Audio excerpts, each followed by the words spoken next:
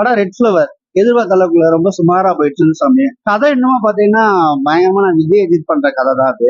ஏன்னா இந்திய தேசத்தை காக்குறதுக்காண்டி விக்னேஷ் வந்து போராடுறாரு. அண்ணன் தம்பி 2 பேரு, அவங்க 2 பேருமே மிலிட்டரியில வேலை பாக்குறாங்க. ஒருத்தருக்கு பார்த்தீங்கன்னா சீக்கிரட் ஏஜென்ட்ல உயர்ந்த போஸ்ட் கொடுத்துறாங்க. அதனால கடுப்பான அவர் என்ன செய்யறாரு, எதிரிட்ட போய் சேர்ந்துறாரு இன்னொரு விக்னேஷ். ஸோ 2 பேருக்குள்ள நிறைய பிரச்சனை. ஒருத்தர் வந்து இந்தியாவுக்கு எதிராக வேலை செய்யறாப்புல, ஒருத்தர் வந்து பாத்தீங்கன்னா இந்தியாவுக்கு ஆதரவா வேலை செய்யறப்ப 2 பேருக்கு என்ன ஆச்சுங்கிறது அந்த படத்தோட கதை. கதையை பொறுத்தவரை பாத்தீங்கன்னா துரோகம் எல்லாமே நிறைய இருக்கு. ஒரு ட்ரைட்டரா மாறிடுறாப்புல யாருன்னு கேட்டீங்கன்னா விக்னேஷ். ஸோ இதை முறியடிக்கிறது படம். படத்துக்கு செகண்ட் பார்ட் வர லீட் கொடுத்துருக்காங்க. 1947 பாத்தீங்கன்னா ஒரு மிஷன் ஒன்று ஆரம்பிக்கிறாங்க. இந்தியாவுக்கு எதிராக எவன் வந்தாலும் அவனை போட்டு தாக்கணும். அந்த மிஷனுக்கு பேர் வந்து ரெட் ஃபிளவர். 1947 அது யூஸ் ஆகாமே வந்துச்சு. 2047 பார்த்தோன்னா ஏசு கிறிஸ்து என்ன செய்யறாருன்னா ஒரு லூசிஃபர்னு ஒருத்தரை படைக்கிறாப்புல, கூடவே வச்சிருக்காப்புல.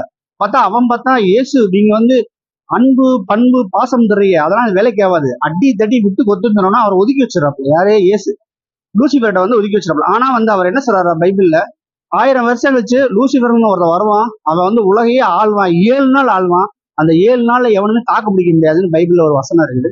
அவ்வளவு கொடூரமானவன் லூசிஃபர். அவன் என்ன செய்யறானுங்கன்னா இந்திய மாணவர்கள் வெளிநாட்டுல படிக்கிற எல்லாத்தையும் பார்த்தீங்கன்னா நிர்வாணமாக்கி செக்ஸ் டார்ச்சர் பண்ணி எல்லாத்தையும் கொண்டுகிட்டு இருக்காங்க அவங்க டீம்.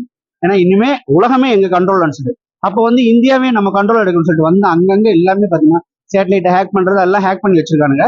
இப்ப என்ன ஆச்சு அப்படின்னு கேட்டீங்கன்னா, இவன் வந்து இந்தியா மேல படையெடுக்கிறான். அதை வந்து எப்படி முறியடிச்சாரு விக்னேஷ், அத கதை. இந்த லூசிஃபரை வந்து எப்படி அழிக்கிறாங்க கதையா இருக்குது. ஸோ படம் வந்து பாத்தீங்கன்னா ஓவராலா கதை வைஸ் பாத்தீங்கன்னா செம்ம. ஆனா எடுத்துக்கொண்ட ஸ்கிரீன் பிளே வந்து சரியா எடுத்து போல. அதாவது என்னன்னா அஜித் சாருக்குன்னு ஒரு பட்ஜெட் இருக்கு. இவருக்குள்ள வந்து ஒரு 200 கோடிக்கு பண்ணோம்னா ஒரு 400 கோடி எடுத்துடலாம். அதே மாதிரி விஜய்க்கா ஒரு 300 கோடிக்கு போட்டோம்னா ஒரு 800 கோடி 600 கோடி கலெக்ஷன் பண்ணிடலாம். ஆனா விக்னேஷ் எவ்வளவு பண்ண முடியும்? ஸோ அதனால இந்த பட்ஜெட்டுங்கிற ஒரு விஷயத்துக்குள்ள வந்ததுனால ஸ்கிரீன் பிளே எல்லாம் எழுதவே இல்லை. வா பாத்துக்கலாம்னு சொல்லிட்டு கூப்பிட்டு போய் உட்கார வச்சு ஃபுல்லா பண்ணிட்டாங்க போல இருக்கு. ஸ்கிரீன் பிளேல மட்டும் மெனக்கெட்டு இருந்தாங்கன்னா இந்த படம் எங்கேயோ போயிருக்கு. சுத்தமா வந்து ஸ்கிரீன் பிளே வந்து தப்பு பண்ணிட்டாங்கன்னு சொல்ல முடியும். கிராபிக்ஸ், மியூசிக், சினிமோட்டோகிராஃபி எல்லாமே நல்லா இருந்துச்சு. அதனால நமக்கு குறை சொல்ல முடியாது. ஒரு ஹாலிவுட் படம் பார்த்த மாதிரி ஃபீலா இருந்துச்சு. ஆனா கதை வந்து பாத்தீங்கன்னா நான் யார் பாக்குறேன், ஹாலிவுட் காரனா பாக்குறேன், நம்ம தானே பாக்குறோம். ஸோ வந்து பாத்தீங்கன்னா ஒரு காட்ஸில்லான்னு ஒரு படம் பார்க்கும்போது கூட அந்த அந்த அது எவ்வளவு மனசை வந்து நம்மளுக்கு பாதிக்கிற அளவுக்கு எமோஷன் கனெக்ட் ஆச்சு. ஒரு அனிமல்லே கனெக்ட் ஆச்சு.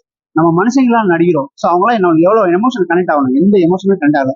நீங்க படம் உள்ள வந்து நீங்க கருத்தூசிலாம் குத்தி எமோஷன்லாம் மனசுல படத்துக்கு என்ன தேவையோ அதை நீங்க வந்து தமிழ்நாட்டு மக்களுக்காண்டி கொஞ்சம் கொஞ்சம் பண்ணணும்ல. அந்த விஷயங்கள் பண்ணாம ஆடியோ லான்ச் அப்போ பாத்தீங்கன்னா விஷால் சார் பேசியிருந்தாப்புல, 3 நாளைக்கு யாருமே ரிவ்யூ எல்லாம் கொடுக்காதீங்க, அப்பதான் வந்து படங்கள்லாம் ஓடும் அப்படின்னு சொல்லியிருக்காப்புல. ஒருவேளை இந்த படத்தை அவர் பார்த்துட்டு வரணும் தெரியல. இந்த படத்துக்கு வந்து 3 நாளைக்கு ரிவ்யூ கொடுக்காம இருந்தாதான் ரெட் ஃபிளவர் ஓடுங்கிறது அவர் தெரிஞ்சு போச்சு போல இருக்குது. ஸோ